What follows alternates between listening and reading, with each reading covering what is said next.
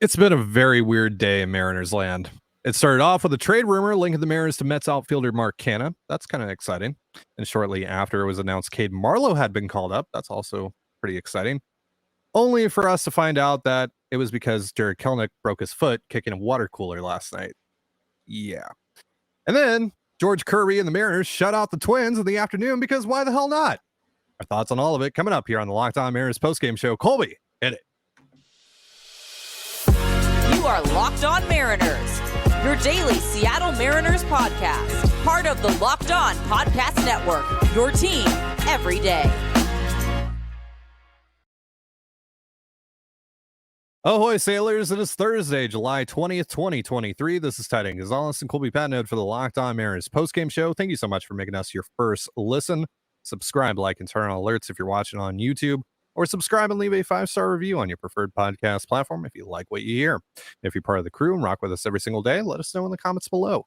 And if you want to hear from us even more, please consider signing up for our Patreon. You can now get a free 7-day trial to check out the show. The link, as well as our social accounts, is in the description of this episode.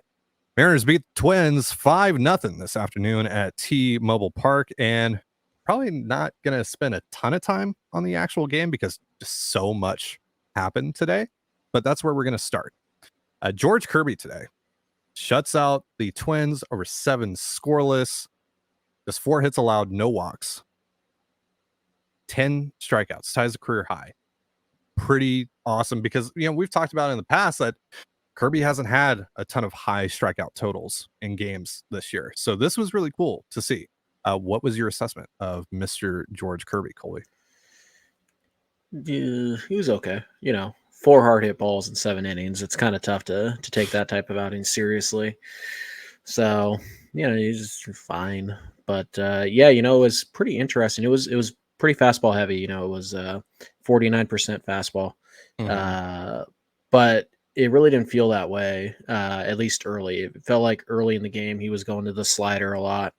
We saw some splitters, some curveballs. He really mixed it in the first time through the order. And then he just kind of was like, he brought the FU fastball out and he just let it eat. The second time through, he had 12 whiffs on his 4-seamer. That's a massive number for a 4-seam fastball. 38% on that, 37% called strike plus whiff. And then the slider, he had 50% whiff rate on the slider today through 22 of them, 8 swings, 4 whiffs, 7 called strikes. That's a good number. It was just one of those games where it felt like knowing how teams are going to attack him, he made the adjustment. He didn't go fastball heavy early in the game, but the second time through, he went back to his best pitch, which is the fastball, and he just had impeccable command of it today. And he had the slider working as well. It was just 4-seam, 2-seam slider mostly. A couple splitters. I think his first or second strikeout was on the splitter. It was a pretty good one. So, Kirby, I think this was just kind of an adjustment that he had made where it's like, look, I know teams are going to try and ambush the fastball early in counts. It's what they do. It's what they've always done. And it's the only way that they've ever had success off of me. So I'm just going to tweak it a little bit. I'm going to go a little bit slider heavy. I'm going to go a little bit, a few more curveballs and splitters the first time through. Yeah. And then I'm just going to, paint with the fastball. And he was on the corners all day, nothing in the middle of the plate. If just really honestly, he had like no hit, perfect game type of stuff going today. There was a couple up leaders that got through. Just the one hard hit ball that was a hit. The triple was really the only ball that probably a well-deserved hit. Everything else was kind of blooped and bled and he hit a guy, which is a little uncommon for him. So Kirby was just great today. It was Cy Kirby type of stuff, and he got the strikeouts this time to go along with it. So it was great to see. And the Mariners bullpen has been really beat up. We talked about this the other day, and thankfully Castillo was able to kind of grind his way through 6 yesterday, and then Kirby goes today and he goes 7. They still use Paul Sewald with a 5-run lead, but I mean, he was already hot. So essentially he had pitched today either way. So bullpen should be in pretty good shape going into this Toronto series, in which I believe they will win the first one and lose the next 2 to finish the homestand exactly at 500 and to keep their two-game win streak, 2-game losing streak, 2-game win streak going, because this is a very mediocre 500 baseball club until further notice. Yeah, this was the most predictable win of the season. Right? Honestly, I never for a second thought that they were going to lose this game. I was like, no, they got to get back to 500. It's what they do. Yeah. It would be weird if they were 2 games under 500 again. Yeah. This was the George Kirby that, I was dreaming on this offseason when we were talking about the Cy Young stuff with him, when we were building up all that hype. A guy just with elite command that's going to throw the kitchen sink at you. And today, the strikeout stuff again, that was really, really nice to see. I don't know, if that's going to be any sort of consistent thing for him the rest of the way, but it's nice when he's got everything working for him though, and he's missing bats. George Kirby is a lot of fun to watch. I gotta say, the biggest play in this game though was came after Kirby left this game in the 8th with Matt Brash pitching. I think it was 2-0 still at the time. I don't think Ford had hit his home run yet. He hit it in the bottom of the 8th, right? So yeah, top of the 8th with Brash pitching. It was still 2-0. I forget who it was, but they hit what looked like it might have been a bleeder there down the third base line, and Eugenio Suarez making an incredible over the shoulder catch, which that could have started a lot of momentum there for the Twins, and that just shut the door on that completely. So that was a great play by Gino, who had a really nice series both at the plate and with the glove. He's playing really, really well right now, and that's huge. If he can finish out this season, I said this last night on Twitter, if he can finish out the season hot, that should allow for the Mariners to not feel as pressed to do something about third base this winter. They should still look to upgrade for sure. Right? But that would be huge. And right now Gino's on a little bit of a heater. I think he's up to like a 150 WRC plus over the last month or so. So 2 hits again today, a ringing double, bloop single. He just had 3 home runs in 3 days in the first, the first 3 games of the series. And you kind of look up at his numbers now and you're like, oh, here we are about, 95 games in and Gino's got 15 home runs. So he's probably going to get to 25 or 30, which so Gino's a streaky hitter. We know that, but it's one of his good streaks right now. And they kind of need it because, as we're about to talk about, Kelenic was, starting to turn things around and he was kind of, with Eugenio, he was going to kind of hopefully lead this offense for a couple weeks. But Gino had a great catch. It was Kepler at the plate too. So he was kind of playing near shortstop. They had a modified shift on. So he had to cover a ton of ground to make that catch. And, Gino is just, look, you can still go out and get another third baseman. Like you could totally do that. And then Gino slides to DH or first base, or he does a little bit of everything for you. So Gino is there's probably not much of a case to be made that Gino shouldn't be on your roster next year. You can move him, but he's a pretty good player still. He just, he is who he is. There's just not ever he's not going to hit 260 with, 35 bombs. He's just not that guy. But for what he is and what you know about him, Gino's a really good fit. And he's kind of, carried this mediocre offense through this homestand. And he did it again today with a couple big hits. It doesn't get the big Teoscar Hernandez moment or the Mike Ford moment, but Gino really did put up the most consistent at-bats today, and he has for the last 4 or 5 days. Yeah, Gino's been sensational as of late. We saw Cade Marlowe make his debut. You mentioned Jarred Kelenic, and we're going to talk about that in a little bit here. But Marlowe was the corresponding move for Kelenic landing on the IL. He got the start today in left field. The plan for now, we'll see how long this lasts because I'm still on the boat of AJ Pollock should be DFA'd as soon as possible. But the plan so far, or for now, is to platoon those 2 guys. Not a great debut for Marlowe. He worked a walk, but he also struck out a couple times. So, seemed to have issue with the slider, and he saw a lot of them. So, he's not going to be in the game tomorrow against Kikuchi. So he'll probably get his second chance at his first big league hit against Kevin Gossman on Saturday. Fun. And, on sold out stadium. So, no pressure, kid. No pressure. Yeah, breaking balls, splitters. Yeah. Good luck, Cade. Good luck. Yeah, good luck. All right. Well, let's talk about it. Jarred Kelenic, unfortunately, fractures his foot last night in a self-inflicted injury. We're going to talk about all of it in just a moment. But first, a reminder, this episode of the Locked On Mariners podcast is brought to you by eBay Motors. For a championship team, it's all about making sure every player is a perfect fit. It's the same when it comes to your vehicle. Every part needs to fit just right. So the next time you need parts and accessories, head on over to eBay Motors. With eBay Guaranteed Fit, you can be sure every part you need fits right the first time around. Just add your ride to My Garage and look for the green check to know the part will fit or your money back. Because just like in sports, confidence is the name of the game when you shop on eBay Motors. And with over 122 million parts to choose from, you'll be back in the game in no time. After all, it's easy to bring home a win when the right parts are guaranteed. Get the right parts, the right fit, and the right prices on ebaymotors.com. ebaymotors.com. Let's ride. eBay Guaranteed Fit, only available to U.S. customers, eligible items only, exclusions apply. And you're listening to the Locked On Mariners postgame show.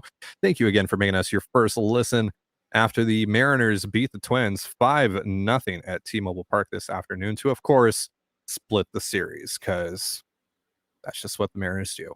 They're going to get back after it tomorrow. They're hosting the Toronto Blue Jays, the Birds from my neck of the woods. You can catch all the action on the Mariners hometown broadcast, Sirius XM via the SXM app. And once again, before we talk about Jarred Kelenic here, we are running our biggest giveaway today. We are giving away 3 separate sets of tickets to the Mariners Red Sox series at the end of this month, July 31st through August 2nd. All you have to do to enter is leave a comment on any of our videos that we post this week saying which day you want to go. So those are Monday, Tuesday, and Wednesday games. So say which day you want to go. We're going to pick a winner for each, that says Monday, Tuesday, or Wednesday. Please refer to the terms and conditions in our description and all that good stuff. All right. So, it's a good thing that we waited a little bit to talk about this. We didn't do this right after the news broke, that we waited until after the game to talk about this, because I was really bummed out when we found out that Jarred Kelenic was in a walking boot at T-Mobile Park this morning. We got the news that Cade Marlowe had been called up, and that was exciting for about 5 minutes. We started speculating about the what the corresponding move could be. And there were like 6 different options that I considered, and it was none of them. It was actually Jarred Kelenic. Unfortunately, fractured his left foot after kicking a water cooler out of frustration last night after striking out against Yohan Duran in last night's loss to the Twins, which, that'll do it after you see 104-mile-per-hour fastballs and then he hits you with a backdoor curveball to get you on strike 3. Yeah, that'll irritate you a little bit. So, at first I experienced, obvious, anger, frustration, just overall because of how frustrating this team has been in general. And this just felt like the cherry on top of everything that's happened up to this point. Also, you have 2, tough losses the last 2 days, etc. But Jarred steps in front of the media, and he's obviously very regretful, very embarrassed. I don't want to obviously speculate or get too involved in Jarred's personal life here, but this might be, very well the most embarrassing thing that's happened in his life. He's a very young dude, and that's got to take a pretty significant toll on him. And, look, like, let's just get this out of the way. Yes, it's, it was an immature, it was a dumb thing.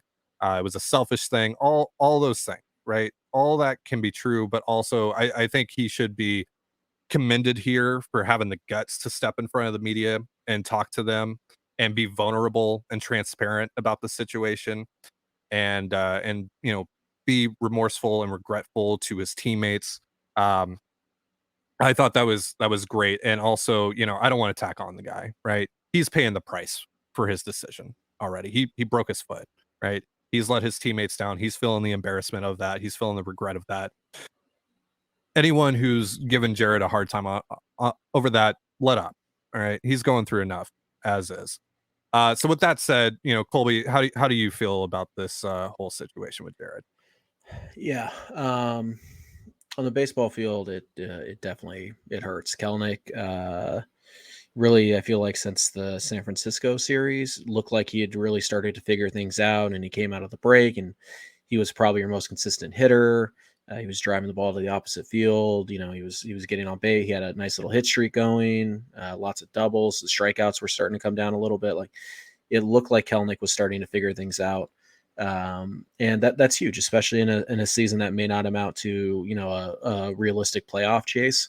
The development of guys like Jarred Kelenic and the continued growth of guys like Cal Raleigh and Julio is something that you want to track.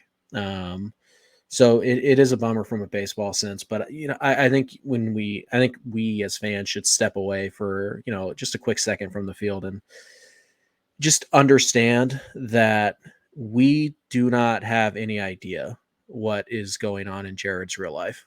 We don't know why he was so angry. We don't know if there's something off the field that is, you know, troubling him as well. We don't know what's happening with him mentally. We don't. And so I think that while it's okay to be upset with him for hurting the team, and he acknowledged as much. He hurt his team. He hurt obviously himself. He hurt the fan. He hurt a lot of people with a selfish decision. But you, me, you listening, we don't know what is happening in his life. We can't sit here and speculate and say that this is 100% because he struck out against Durant. We don't know. We just don't know what is happening with him.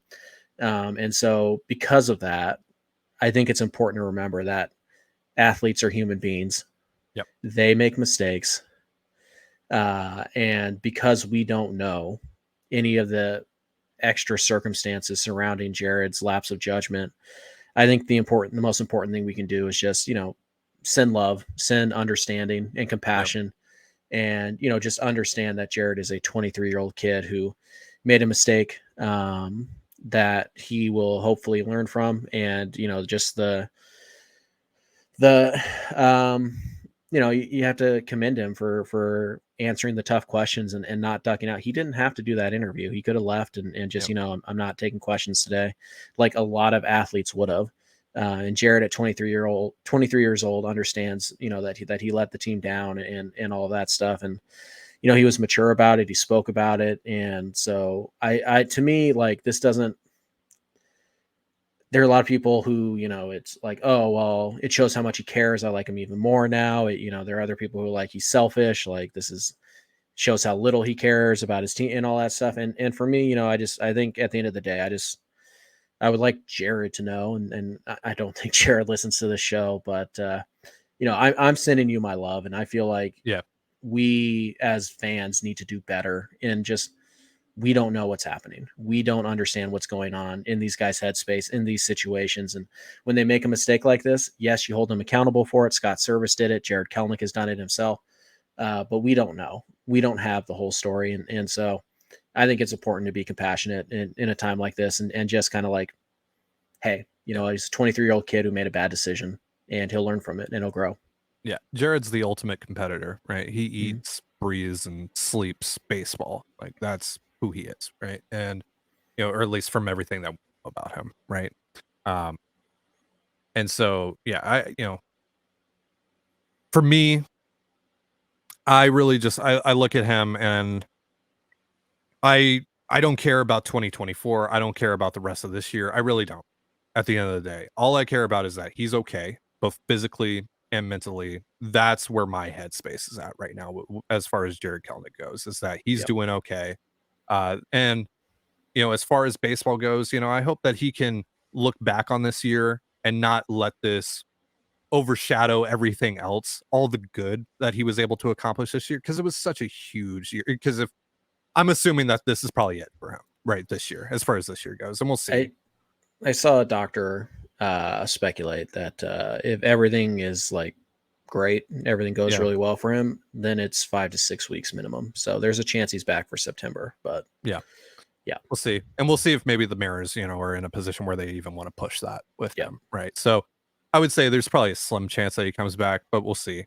But that's if this is it for him, right? If this is it for him as far as 2023 goes, I hope he is able to look back on this year, because this was in a positive light, because this was such a huge, much needed year for him, even with the slumps from, you know, the end of April to pretty much up to the All-Star break, or right before the All-Star break. Even with that, still just a massive year for Jarred. it was a lot of fun, and we're gonna miss the hell out of you, Jerry Bonds. So get healthy, and hope you're doing well. Otherwise, all right. So let's talk about this trade rumor that came out this morning from Buster Olney about Mark Cahna and the Mariners. In just a moment, but first, you're listening to the Locked On Mariners podcast. Thank you so much for making us your first listen after the Mariners 5-0 win over the Minnesota Twins. You can catch the Mariners and the Blue Jays tomorrow on the Mariners hometown broadcast with SiriusXM via the SXM app. So this morning, before everything happened, this was the first piece of Mariners news that came down this morning from Buster Olney. Is he still with ESPN? He's still with ESPN, Yeah. right? Yeah, he tweeted, other teams have asked about have asked the Mets about the availability of Mark Cahna, and a possible match might be with the Seattle Mariners. Seattle very familiar with Canna from his years in the AL West, and they pursued him in free agency 2 winters ago. So Colby, it's Rabbits 2 season. For those of you that remember for those of you that remember the 2021 off season, the Mariners, of course, as Buster mentioned, were interested in Mark Cahna. They did not land him at the end of the day. He ended up signing a 3-year deal, 2-year deal with a player or club option with the New York Mets. So that's the interesting thing here, right? Because I saw a lot of people go, well, why would they buy a rental? He does have a club option. Yeah. It's $11.5 million next year. And I would think that if the Mariners are interested in him, especially, when you pair this with Jerry DiPoto's comments today about not really being too aggressive as buyers, that they would think that they have a pretty good shot of picking up that option. Also, I don't think that it's going to cost much, really. So even if they did move off of him in the winter, I don't think you feel too bad about that. But let's talk about Canna here. What do you think about the fit, especially right now where things stand for the Mariners? Yeah, it's a good fit. You definitely need more of a everyday type now that Kelenic is going to be on the shelf for possibly the year. And while Canna's not an ideal everyday guy, he kind of right now at this stage of his career, he's more of a part-time guy. He does do some things very well. He doesn't strike out a ton, which I know a lot of Mariner fans want in this lineup. He still draws walks. He's still a good athlete. He's still got some pop. It's not amazing pop, but it's there. It does exist. It's not zero. The numbers aren't spectacular this year, but they're not terrible. Canna is kind of league average with some skills that this Mariners lineup could really use for the rest of this year. And I think transitioning into next year, if you pick up that option, Canna essentially becomes a higher floor AJ Pollock for you, where he's kind of the fourth outfielder. He'll DH. Also worth noting that Canna has played quite a bit of first base in his career too. So there is some versatility here. I think he even played center field a few times this year and last year. So in theory, he can play 4 spots for you, 5 if you count the DH, which everybody can play. But I think Canna's a solid fit. Also, surprisingly good numbers at T-Mobile Park. Not that means a ton, that's small sample size and whatnot. But Canna's he's a pretty good player.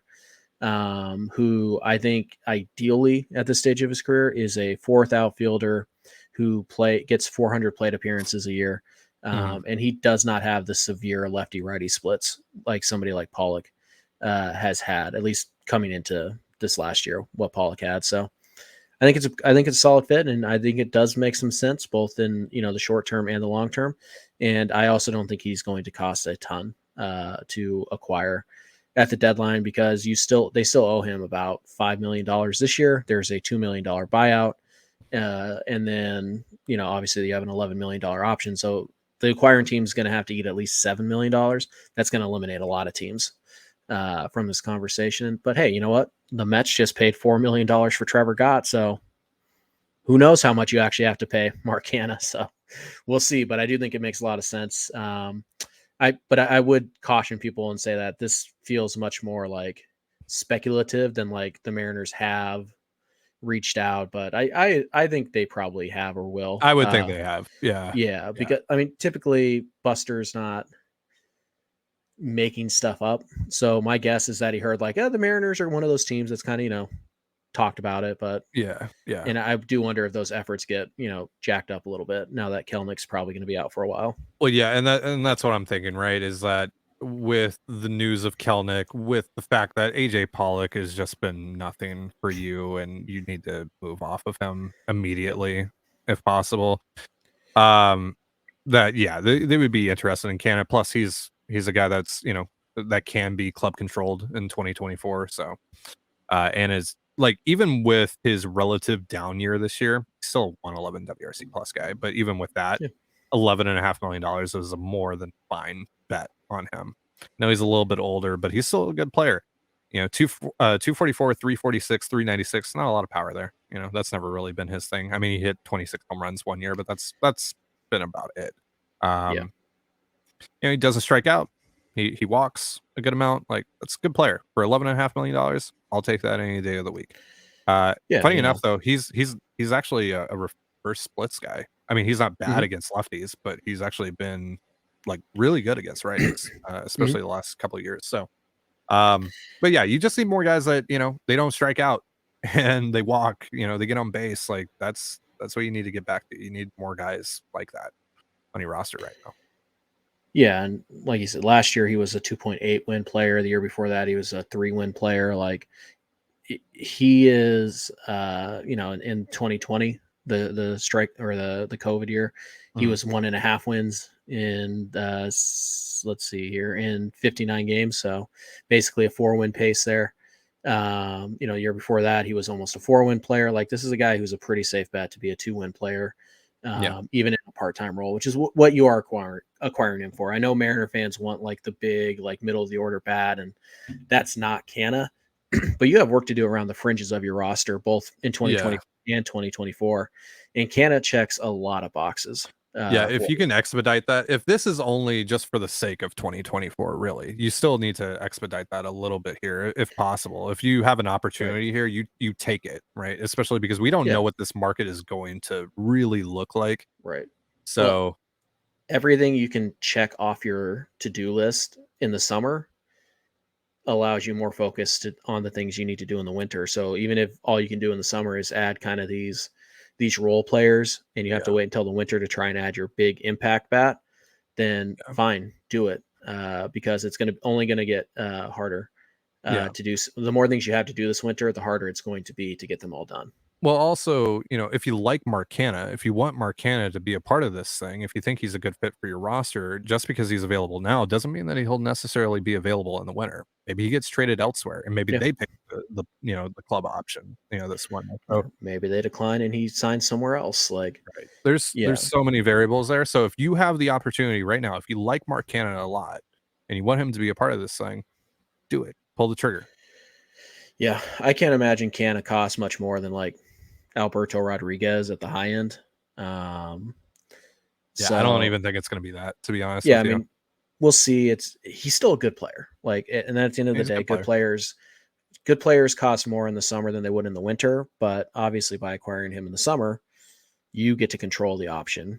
It's not, out of your hands. So I think Alberto Rodriguez is like a totally legitimate. Like, if they made that trade tomorrow, I'd be like, okay, I get it.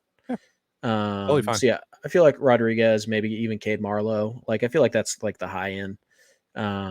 Maybe it's something like, I don't know, Morales or somebody like that. But I really could even see us looking up and it's like Travis Kuhn and like a couple other guys. Like maybe it's like, I don't know, Axel Sanchez. Like, it's it's not going to be somebody who you're going to look at and go like, you traded Cole Young for that. No, you're trading guys who you're not trading guys who are like, oh, they could be part of the starting lineup in 3 years. You're trading guys who have work to do. They're a few years away.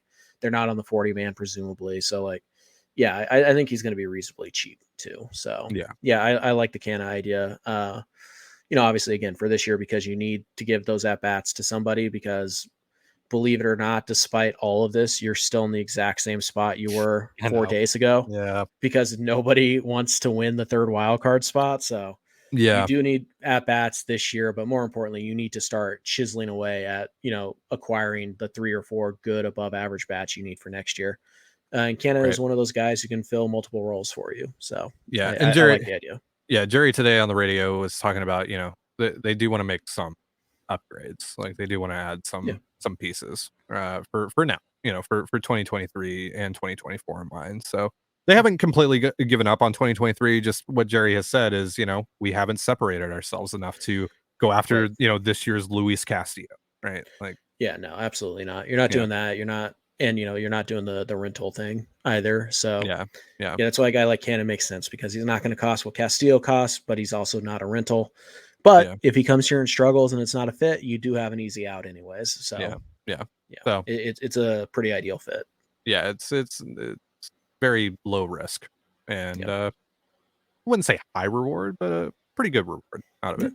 And again, Canna can play both corner outfield spots. He can play first base. He can play third in a pinch. He's dabbled. Sure. Yeah, he's done that a little bit this year for the Mets. So, I mean, how much better would you feel about this lineup right now if it had a 111 WRC plus bat added to it? A lot, regardless of name. Yeah, especially after the Kelenic injury. Yeah. So I that like would be that'd be cool. And maybe they still get aggressive. Maybe they still do something like the idea that we talked about yesterday with the one of the Cardinals bats. Maybe they still do something like that. So I still think that we're in line for a fairly entertaining deadline. And boy, does this team really need something entertaining to happen with them? Because it's hard to talk about a painfully mediocre team every single day. Yeah, especially when like the rest of the league won't kill you. Yeah, like the rest of the league refuses to put Mariner fans out of their misery, so you still have to hold on to this like back of your head, like we're only 4.5 back. You're one good run away from like completely changing the complexion of your season. It's really if you weird. win 5 in a row starting tomorrow, like you're probably within 2 games of the wild card spot, and all of a sudden you're like, Jerry should go get Cody Bellinger. So it's annoying that the league refuses to kill the Mariners, and the Mariners refuse to do the jobs themselves. So now we're just kind of in this limbo where like I don't know. I think the perspective shift should be pretty apparent by now. You're just watching baseball, and if they get hot, fine, cool, but I wouldn't expect it. So I think that's where I'm at. Yeah, so we'll talk more about this tomorrow because we're doing another show before a game, so we don't really have anything new to talk about unless something breaks. Hopefully no more heat though on that front. But we'll talk about how we just feel. Like, does the Kelenic injury actually mean like this is over? Like, is it Depover? We'll talk about that. We'll talk about some other things tomorrow. So be on the lookout for that. But that's going to do it for us for now. Thank you so much for joining us here on the Locked On Mariners podcast. For Colby Patnode, I'm Tide Gonzalez. Be sure to give us a follow on Twitter at LO_Mariners. Follow me at Dane Gonzalez. That's DANEGNZLZ. And Colby at CPAT11. That's CPAT11. Follow us on Instagram and TikTok as well over at Locked On Mariners. That's one word, Locked On Mariners. That's our @ over on Threads as well, which we're not really using, but you can follow us on there anyway. You can also find all that stuff in the description of this episode. Thank you again for making us your first listen after the game. Have yourself a beautiful baseball day, and we'll see you next time. Peace.